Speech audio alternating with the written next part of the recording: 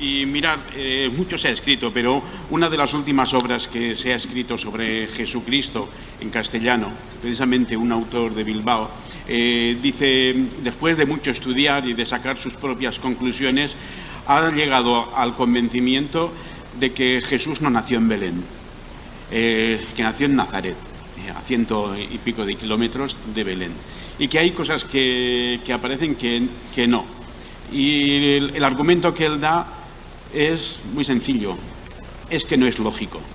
No es lógico que una mujer embarazada se ponga a emprender un viaje tan largo cuando está a punto de dar a luz. Así que esto no es lógico. Y por lógica él va o cambiando o muchos pasajes acerca de la vida de Jesús, simplemente porque no es lógico. Así que la lógica es su criterio para certificar o dar veracidad a algunas cosas. Mirad, a través de la razón podemos llegar a Dios, a creer en Dios, ¿verdad? Porque es razonable. De hecho, ya todos los científicos modernos están llegando a la conclusión de que no es que haya algo, es que alguien hay. Algo o alguien inteligente que ha podido crear todo, que ha podido diseñar, porque todo obedece a un diseño. Así que no lo llamen Dios es igual, pero están convencidos de que hay algo externo al espacio y al tiempo que ha podido crear toda esta sincronía, esta perfección. Incluso los ateos más renombrados han llegado a la conclusión de que, por ejemplo, uno que se llama Flu, no me acuerdo el nombre, la última obra que ha escrito se llama Dios existe.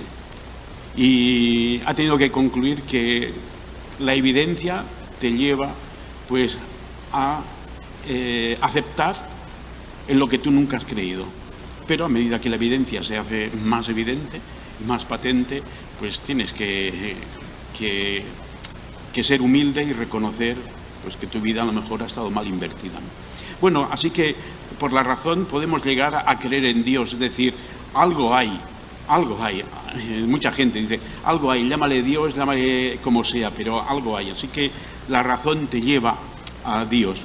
Pero a Cristo la razón no nos sirve, ¿sabéis? Para creer que Cristo es el Hijo de Dios, el Dios encarnado, sin fe es imposible llegar a ese convencimiento, ¿verdad? Así que no quiere decir que sea una fe ciega, una fe del carbonero. Nuestra fe es una fe razonable, sustentada con argumentos, ¿sabéis? Pero sin fe es imposible agradar a Dios, conocer a Dios y todo lo que Él sea, toda su revelación, ¿no? Ahora, también debemos de reconocer que en Dios hay misterio. Hay mucho misterio, cosas que no son lógicas. El poder entender el plan de redención de Dios a través de la lógica, ahí es perderte, ¿vale? Ahí perderte y abandonarte a la fe. Y ya cuando empiezas a cuestionar cosas, pues o me lo creo por fe o no me lo creo. Así que la fe es algo imprescindible.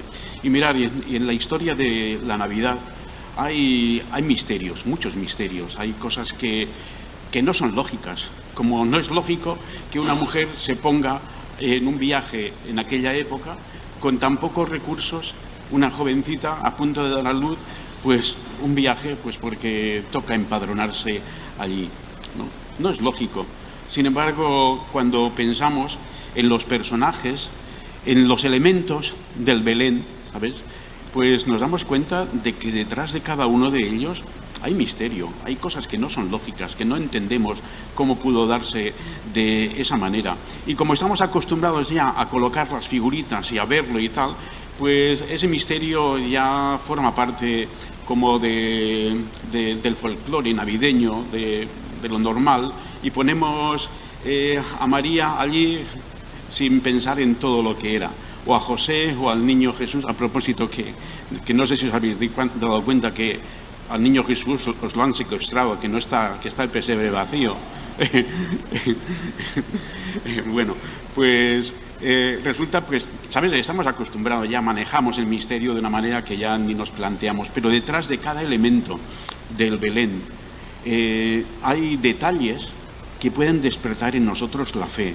Decimos, ¿la fe cómo se obtiene? Bueno, la fe se obtiene preguntándose acerca del misterio, tratando de entender, de descifrar, ¿no? Y aunque vamos a llegar a un punto donde hay que aceptarlo por fe, pero hay cosas que te despiertan la fe. Y sabéis, en este pasaje que acabamos de leer, que ya forma parte del folclore, de lo normal, de lo típico, que si no lo lees no es Navidad, pues hay detalles que se nos escapan, ¿verdad? Cuando ves a la Virgen María ahí, toda una mujer con su bebé, pues no te planteas pues que era una jovencita, pues qué sé yo, de 15 años o 20 años, que era lo normal. Las mujeres casaderas en aquella época era así, ¿no? Se casaban a esa edad. Pero una jovencita que estaba enamorada y desposada con José, quizás ya desde cuando nacieron o desde hacía mucho tiempo, pero eran novios y tenían un proyecto de vida juntos y estaban ya diseñando el futuro, ¿sabéis? Con la ilusión con la que los novios, ¿verdad? Pues te ve ahí una pareja menos, que me he enterado hoy, enhorabuena. Bueno, no sé si es formal o no, pero están juntos allá atrás, ¿vale? ¿Sabéis? Un proyecto de vida ahí tratando de ahorrar ahí en la carpintería, de ver dónde van a vivir. Pues bueno, pues esto de la noche a la mañana, en un abrir y cerrar de ojos, a una jovencita piadosa, a la luz de lo que hemos leído también de ese cántico que ella realiza. Has mirado la bajez de tu sierva, ¿no? Una mujer humilde, piadosa.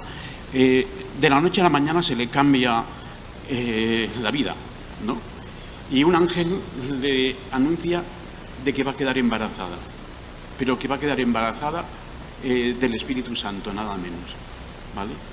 Ahí, pues, me imagino yo cómo reaccionaría una joven que no está acostumbrada a esto, pues ahí tiene que tomar una decisión, ¿no? Con todas las consecuencias que eso representa, el quedarse embarazada sin haberse casado, ¿no? En aquella época, en una época en donde el honor era algo fundamental, más importante que la vida. Pues ella tiene que ahí en momentos, rápidamente tiene que decidir y dar una respuesta al ángel. Y la respuesta es: hágase conforme tu voluntad. Aquí está la sierva del Señor. Así que esta respuesta detrás de una jovencita, pues qué madurez, ¿no? Comparando con los jóvenes con los adolescentes de nuestra época, ¿no? Así que ahí vemos un punto de madurez fuera de lo normal que no pensamos cuando vemos ahí a la Virgen María, la figurita de la Virgen María. Todo lo que eso representa, lo que dirán, y cómo explico yo que es del Espíritu Santo. Pues claro, la revelación había sido a ella, no a toda la familia ni a todo el pueblo. Bueno, pues nadie se lo cree, eso es normal. ¿Os lo creeríais vosotros si viene un familiar vuestro, una chica, diciendo que ha sido concebida por el Espíritu Santo? Pues seguramente no, ¿verdad? Pero es que no se lo cree ni José, ni su novio, por mucha confianza que tenía con ella y por mucho que la amaba.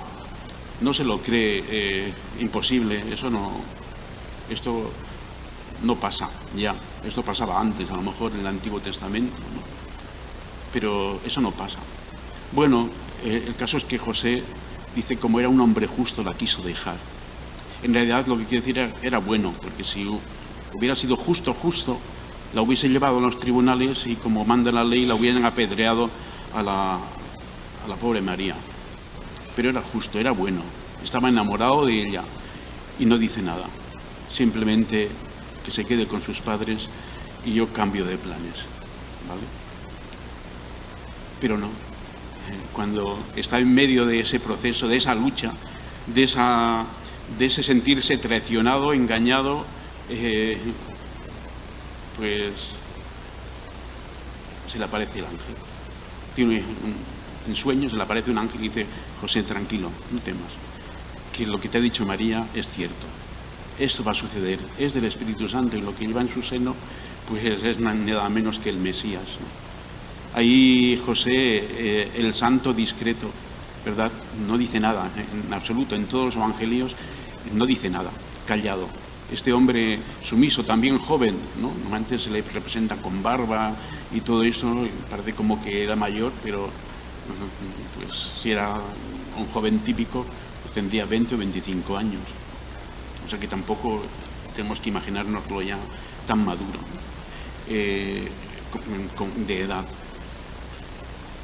Bueno, pues él, digamos, después de esta revelación también personal, única a él, pues decide someterse a la voluntad de Dios, decide aceptarlo y cargar con las consecuencias. ¿Sabéis? La obediencia tiene unas consecuencias que a veces nos complican la vida, pero él tiene que cargar con las consecuencias de asumir la paternidad de un niño que no se sabe de quién es, vete a saber, ¿verdad? Dentro de su familia, dentro de su pueblo, de todo su entorno. Pobre hombre, fíjate lo que se le ha encargado, ¿no? De lo que se va, un hijo que no sabe de quién es. Pero es lo que tiene la obediencia a Dios. Ellos renunciaron a su reputación, que en aquella época ya decía que es tan importante, por llevar adelante el plan de Dios. Porque habían recibido una señal, tanto María como José, personal, única, ¿no? Y a raíz de eso deciden obedecer a Dios con las consecuencias que vengan. Y las consecuencias, la verdad, pues eran dramáticas a partir de ahí, ¿no? Qué felices hubieran sido, quizás, de decir, pues mira, búscate a otros, Ángel, busca otro, ¿vale? Pero nosotros tenemos planes y no queremos cambiarlos. Pues ahí se les cambió la vida, se les trastocó la vida de tal manera, pues que fue un ir y venir continuo hasta que por fin, después de años, acabaron de regreso en Nazaret, de donde habían salido años atrás, pero pasando por Egipto, huyendo, regresando con temor, etcétera, etcétera. ¿Cómo se les complicó la vida? Simplemente por haber dicho que sí al Señor, al ángel. Y sabéis, esto nos enseña una cosa, que el decir sí al Señor te complica la vida, ¿sabéis? Y lo mejor es decir que me quede como estoy, ¿vale? Me quedo como estoy, pero que no me quiero complicarme la vida con un ministerio que no sé por dónde va a ir, ni dónde me va a llevar, aunque la promesa es que vas a ser mucho más feliz, a pesar de que, porque ya veis el privilegio que tuvieron ser los padres del Mesías. Y toda su vida fue un mar de dudas, ¿no? De que María guardaba estas cosas en el corazón, las analizaba, las iba ahí procesando. Me imagino que José lo mismo, con episodios como el del templo cuando tenía 12 años y todo lo que tuvieron que pasar por decir sí. Se les complicó la vida, y eso nos enseña a nosotros que el aceptar, el obedecer, pues nos cambia la vida, pero con el propósito de bendecir a otros, ¿sabéis? Porque a partir de de su disposición, el Señor les usó para ser los padres de aquel que iba a cambiar el mundo, a trastornar la historia, ¿no? Y a ser de salvación, pues, a un montón de gente, entre ellos nosotros, por la obediencia a aquellos jovencitos. Así que detrás de José, detrás de María, hay una historia dramática que muchas veces pasamos por alto y ponemos ahí la figura y ya está. Así que hay misterio, hay cosas que no son lógicas en los elementos de la Navidad, como en muchas escenas de la palabra. ¿Por qué un niño? ¿Por qué en Belén? ¿Por qué en un corral tenía que nacer? ¿Por qué en un pesebre? ¿Por qué de noche? ¿Por qué a los pastores? ¿Por qué los ángeles? Todo esto, ¿sabes? Debería de despertar en nosotros un porqué. Y si la historia de José y María, la vida de José y María, la respuesta, es un ejemplo para nosotros de obediencia, que a pesar de la juventud, el tirarse a la piscina para obedecer al Señor, que no se arrepentirían, ni mucho menos, al contrario, estarían orgullosos, ¿no? Y pienso al final, una madre allí a los pies de la cruz de su hijo, con 33 años. Qué tragedia, esto es trágico. Pero cuando se mira también el que forma parte del plan redentor de Dios, qué privilegio, haber participado en eso, a pesar de todo el sufrimiento que representa para ti el ver sufrir y ser testigos de todas las injusticias sobre tus seres queridos sin poder hacer nada, ¿no? Así que un padre y una madre, la verdad, pues dignos de ejemplo y también de compasión. Ahora, ¿por qué? Bueno, en Belén, porque estaba escrito, no es lógico, pero estaba ahí, las escrituras se cumplen. ¿Por qué un niño? Pues porque Dios ha querido hacerlo así. ¿Por qué a los pastores? Mira, es muy interesante.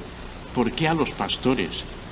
Si los pastores en aquella época eran de las clases sociales más desprestigiadas, si ponían de pastor a personas que no servían para hacer nada, ¿sabes? Es más, los pastores no servían de testigos en ningún juicio, pues por su falta de credibilidad, ¿no? Es que hasta se dice, algunos comentaristas dicen que eran miembros de lo ajeno, ¿sabes? O sea, que dicen, antes de que nos robe una oveja, le vamos a pagar para que la cuide, ¿eh? Así no nos la roba, ¿no? O sea, que gente muy tirada, muy, pues eso. Y resulta que son los testigos primeros del nacimiento de Jesús. Qué interesante, ¿no? ¿Por qué? No es lógico, eso no es lógico. Como tampoco es lógico que las primeras testigas de la resurrección de Cristo sean mujeres también. ¿Lo habéis pensado? Que tampoco podían testificar en un juicio porque su palabra, como la de los esclavos o de algunas clases sociales como esta de los pastores, no valían, esto no tenían credibilidad. Bueno, pues son las primeros testigos de la resurrección de Cristo. Y aquí, del nacimiento, pastores también. No es lógico. Así que, ¿hay alguna explicación? En este misterio podemos tratar de entender alguna cosa. Pues mirad, yo nunca había reflexionado en esta conexión, pero como he leído a los profetas del Antiguo Testamento hacía poco, pues ahí veo que el tema de los pastores de Israel aparece continuamente. Y tanto Isaías, Jeremías, Ezequiel, Daniel no lo menciona, pero después los profetas, Amós, Miqueas, etc. El tema de los pastores de Israel aparece en casi todos de ellos. Pero no de una manera ahí como honrándolos y bendiciéndolos, más bien al contrario, criticándolos, ¿verdad? Y sin ir más lejos, dice en Zacarías 10, 2, 3, contra los pastores se ha encendido mi enojo y castigaré a los jefes, pero Jehová de los ejércitos visitará su rebaño, la casa de Judá. La promesa, hay promesas, de que a pesar de que los pastores, que se refiere no a los pastores de ovejas, precisamente se refiere a los líderes espirituales y políticos, los gobernantes del pueblo, de las ovejas, aquí de Judá. Jeremías 3:15. Os daré pastores según mi corazón, que os apacienten con ciencia y con inteligencia, porque no los tenéis.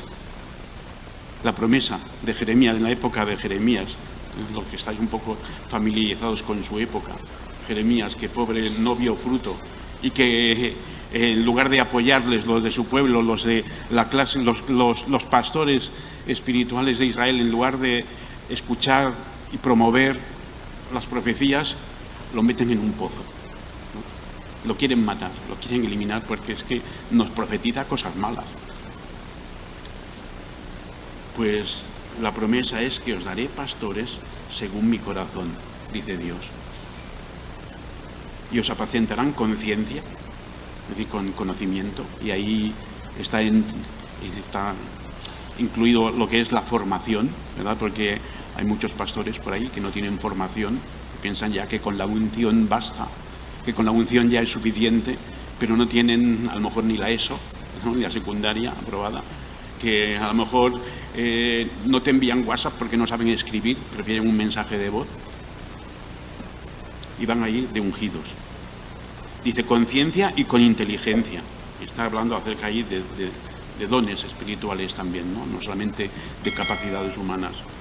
Mirar otro pasaje en Jeremías 23, del 1 al 4. «Ay de los pastores que destruyen y dispersan las ovejas de mi rebaño», dice Jehová.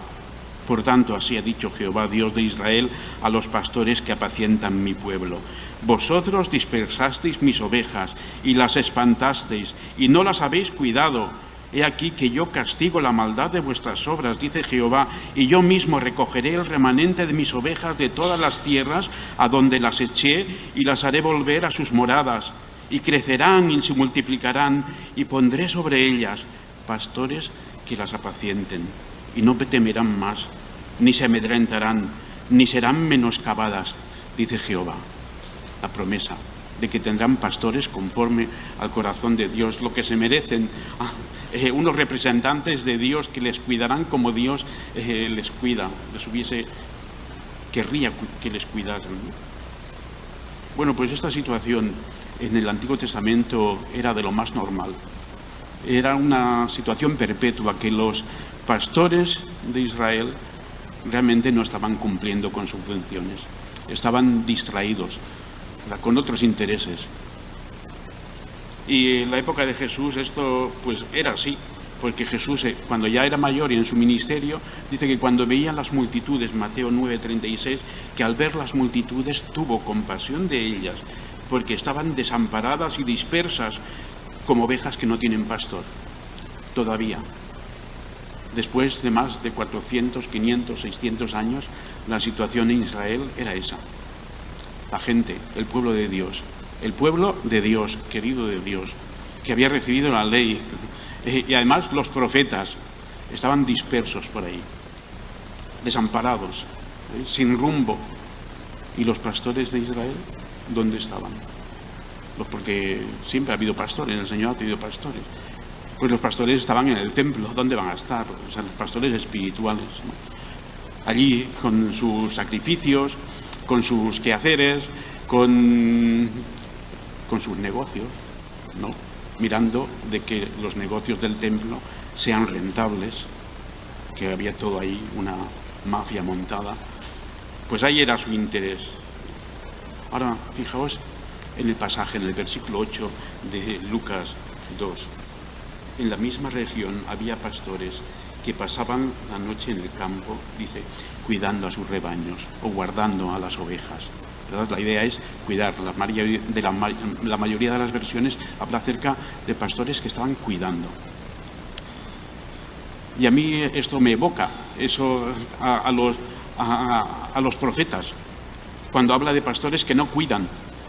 Pues aquí los primeros testigos son pastores indignos totalmente, socialmente, ¿vale? Pero que están cuidando a las ovejas. Y cuando pensamos en esas ovejas como símbolo del pueblo, en el Antiguo Testamento las ovejas es símbolo del pueblo de Dios, y los pastores como símbolo también de los líderes religiosos, pues ahí vemos, ¿sabéis? Dios usa recursos, metáforas, ¿no? Visuales. Pues ahí vemos una escena muy hermosa, ideal, ¿no? De unos pastores sencillos, pero que cuidan con su sencillez y con su indignidad también, pero que están cuidando las ovejas, que están para eso. ¿No sería más lógico, hermanos y hermanas, que un acontecimiento tan importante en la historia de la redención fuese dirigido a los pastores espirituales, los que tenían la autoridad en Israel, en Jerusalén, allí en el templo? Pues no, la revelación, el ángel, no es que se equivocase, ¿verdad? Que en lugar de ir al templo se desvió, y no, es que eran los que iban a recibir la revelación. Dios lo quiere así. Dios no es un Dios lógico. Y en un momento determinado de la noche, y además también podríamos decir, ¿por qué de noche? Porque caramba, Señor, podrías haber facilitado un poco las circunstancias a esta pobre pareja, ¿no? Que nazca de día, Jesús, que no sé, pero es que de noche no había bombillas ni nada, a la luz de velas, ¿no? de una hoguera, de un candil, lo que sea. Tuvo que ser por la noche, hermanos y hermanas. ¿Por qué? Porque la profecía, porque en un momento determinado habla acerca, mirad, de que no habrá siempre oscuridad para la que está ahora en angustia. El pueblo que andaba en tinieblas vio gran luz. Los que moraban en tierra de sombra de muerte, luz les resplandeció sobre ellos. Isaías 9, 1, 2. ¿Dónde se hace más evidente el resplandor? ¿De día o de noche? Tuvo que ser en la más oscura noche. Reflejo de la oscuridad espiritual de un pueblo, desamparado, sin rumbo. Pues en mitad de la noche, a un grupo de pastores que están cuidando los rebaños, el cielo se abre de un momento a otro, repentinamente. El cielo, que había estado cerrado durante 400 años, sin palabra de Dios, nada de nada, pues se abre y hay unos ángeles que anuncian: no temáis, tranquilos, no temáis, pastores, porque os ha nacido un Salvador, que es Cristo, el Señor. Bueno, pues siempre cuando hay una epifanía, la reacción del ser humano que está presente, que es testigo, le sobrecoge temor, ¿no? Y es pues una reacción normal, considerando que la divinidad, la santidad, se acerca a la humanidad pecaminosa, ¿no? Y pecadora. Así que es un sentimiento, y el ángel necesita tranquilizarlos. Decir, pero ¿sabéis? Es interesante que nos dice de entrada: os ha nacido el Mesías, que el Mesías es una figura conocida en las Escrituras y por todos los judíos. De hecho, lo anhelaban después de siglos y siglos de dominación. Que si los asirios, que si los babilonios, que si los persas, que si los griegos y ahora los romanos, nunca habían tenido autonomía. Bueno, hacía tiempo, desde la división del reino, ya no había vuelto a ser la cosa igual, ¿no? Y resulta que el Mesías que esperaban era un Mesías que iba a liberarles espiritualmente. Pero, curiosamente, el ángel les dice: antes que Mesías va a ser vuestro Salvador. Y eso es una cosa que nos llama la atención, ¿sabéis? Porque ¿qué necesidad tenía el pueblo de ser salvado? Sí, salvado, liberado en el sentido de político, ¿no? Pero cuando dice que os ha nacido un Salvador, que es Cristo, el Señor, o se llamará Jesús porque Él salvará a su pueblo de sus pecados. Oye, entonces esa salvación adquiere una dimensión diferente, una salvación espiritual primero, ¿no? Que es más importante. Pues le dice Salvador, os ha nacido un Salvador. Y sabéis, algo que ocurría en aquella época, aquella gente, es que no hacía falta convencerles de pecado, porque todos estaban convencidos de que si Dios no hablaba, era por el pecado del pueblo. Porque la gloria de Dios se había ido del templo hacía años, porque Dios había estado callado, no había habido profeta durante años, y sabían que eso es por el enojo de Dios, porque ha sido así expresado, los profetas lo expresaban, por el pecado, la idolatría, la testarudez del pueblo. Así que no había que convencer a nadie de pecado, porque todos estaban convencidos de que eran pecadores y que la venida del Mesías, que venía a juzgar, era dar a cada uno lo que se merecía. Y puesto que ellos se consideraban pecadores, y más si eran pobres, porque allí justos solamente eran los fariseos, ¿sabéis? Ellos son los que se consideraban que eran justos, que cumplían todas las leyes y los que iban a formar parte del reino, los que iban a estar alrededor del Mesías, solamente los fariseos. Los demás eran unos pobres pecadores, los ciegos, el resto de enfermos, los pobres. Expectación de que el juicio iba a caer en cualquier momento sobre ellos. Por eso el decir que viene un Salvador les llama la atención, les relaja, les dice: vale, pero es que ese Salvador es el Mesías también, viene, pero sabéis, antes de venir a juzgar, viene a salvar. Así que tenéis la oportunidad, y sabéis, va a haber una señal, que ha nacido en Belén, la ciudad de David, en un pesebre, y lo encontraréis envuelto en pañales.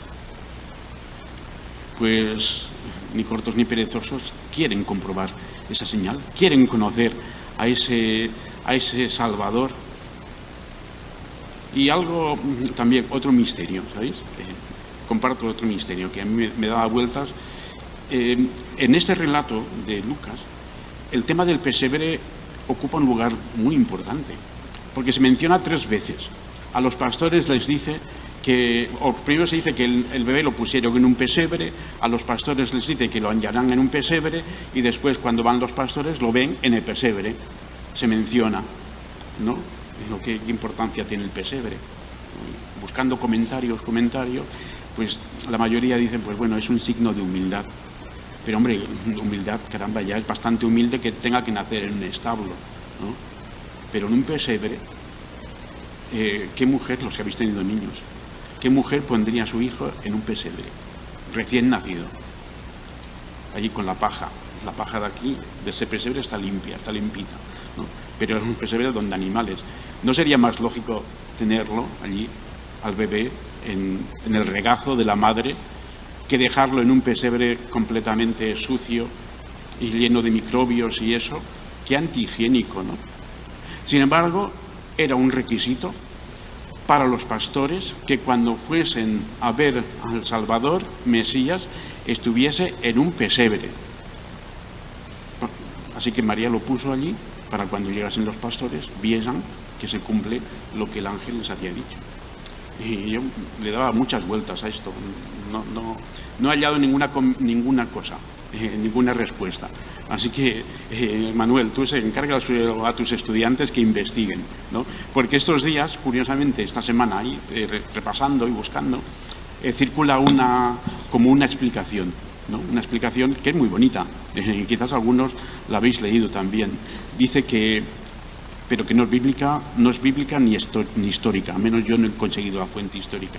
Dice que como los pastores de Belén nutrían de ovejas a los sacrificios del templo, que las ovejas tenían que ser puras, sin manchas, entonces cuando nacía una ovejita pura y sin mancha, entonces la envolvían en pañales y la ponían en el pesebre allí aparte, que no le pase nada, que no se rompa ninguna pata ni nada, porque esa es para el sacrificio, ¿sabéis?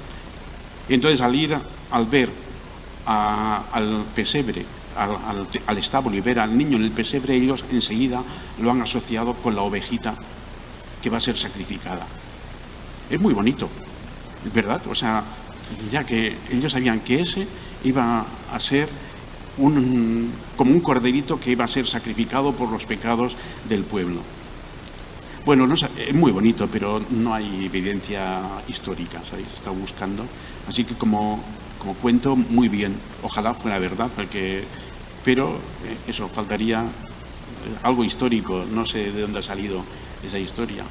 Pero lo cierto es una cosa, que el pesebre y los pañales era una señal para los pastores. Y que cuando ellos vieron eso, enseguida identificaron ahí al Mesías y volvieron gozosos y contando a toda la gente que habían sido testigos de la gloria de Dios. ¿Sabéis? No sabemos. Lo que sí que es cierto, que hay un comentarista que sí que ve ahí en los pañales, ¿sabéis? Envolverlo en pañales, porque parece, aunque para nosotros debería ser una cosa normal, pero el hecho de que se mencione de una manera tan enfática, pues parece que no era normal. Pero hay un comentarista que ve ahí un vínculo entre los pañales y la mortaja de Cristo cuando lo entierran, ¿no? Ve ahí un paralelismo. Bueno, también tiene su lógica, ¿verdad? Que de la misma manera que ha sido envuelto en pañales, va a ser envuelto en mortaja. Bueno, pues sea lo que sea, el caso es que los pastores regresan con la vida cambiada, transformados completamente, y explicando a todo el mundo que la señal que han recibido, una señal inequívoca de este bebé, que es el Hijo de Dios, que es el Mesías, y que lo iban publicando a todo el mundo. Su vida cambió, pero volvieron al rebaño a hacer lo que estaban haciendo. Y esto es algo que a nosotros nos llama la atención también, porque quien más, quien menos, quien ha aceptado a Cristo, ha tenido una señal personal, un encuentro personal, una revelación personal, única, que debería usar para dar a conocer la gloria de Dios. No en la iglesia, sino en su trabajo, allí donde está, ¿no? El ser testigo de la gloria de Dios, pues te da pie a...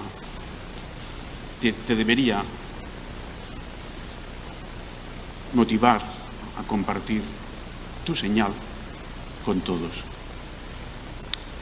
Pero ya por último, ese Salvador que era el Mesías también era el Señor.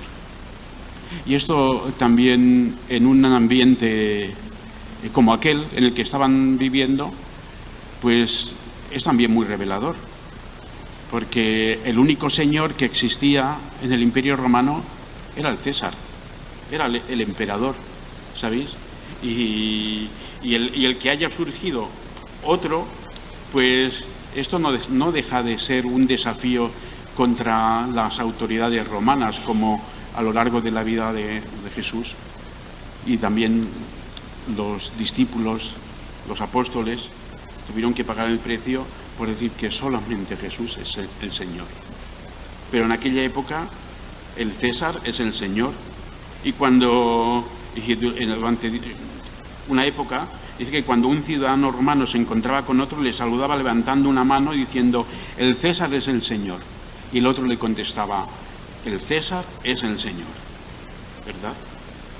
El César era el Señor de todo el Imperio Romano, el jefe, el que mandaba, el dueño de todo el imperio, de todo su territorio. Pero mira por dónde, que aquí un bebé es el Señor, el creador del universo. Pues esto nos tiene que hacer a nosotros también pensar en ese elemento misterioso, en ese pequeñín que colocamos en la cuna del pesebre, todo lo que representa para la historia y para nosotros, para nuestra historia, y lo que representa para la historia de los demás, a través de nuestro testimonio. El Señor vendrá con poder, su brazo señoreará, su recompensa viene con él y su paga delante de su rostro. Como pastor, dice, apacentará su rebaño, en su brazo llevará los corderos y en su seno los llevará. El Señor es el buen pastor, Jesús es el buen pastor. Una cosa es clara, que aquel bebé en un comedero de animales, ¿verdad?, más adelante, en una ciudad que se llama Casa del Pan, precisamente, él va a decir: yo soy el buen pastor su vida da por las ovejas. Yo soy el buen pastor, conozco mis ovejas, las mías me conocen, mis ovejas oyen mi voz, las conozco, me siguen, les doy vida eterna y no perecerán jamás, ni nadie las arrebatará de tu mano. Yo no sé si aquí hay alguien que todavía no sea una oveja de Dios, pero si no has aceptado a Cristo como Salvador, como Mesías y como el Señor, hoy pues puede ser un buen día, porque es un día de Navidad, ¿no? Y puede ser el primer día de tu nueva vida. Por eso es interesante aceptar el misterio, no buscar lógica, sino aceptar el misterio con fe, en base a los argumentos que lo sostienen, en base a la perfección de la creación, pero también de la palabra y de las profecías. Pues yo espero que el Señor os bendiga, de verdad, y que este año el Señor ayude a la Iglesia a crecer en los propósitos de Dios, y que sigáis creciendo y multiplicando. Así que el Señor os bendiga, hermanos y hermanas. Ha sido un gozo poder compartirlo con vosotros.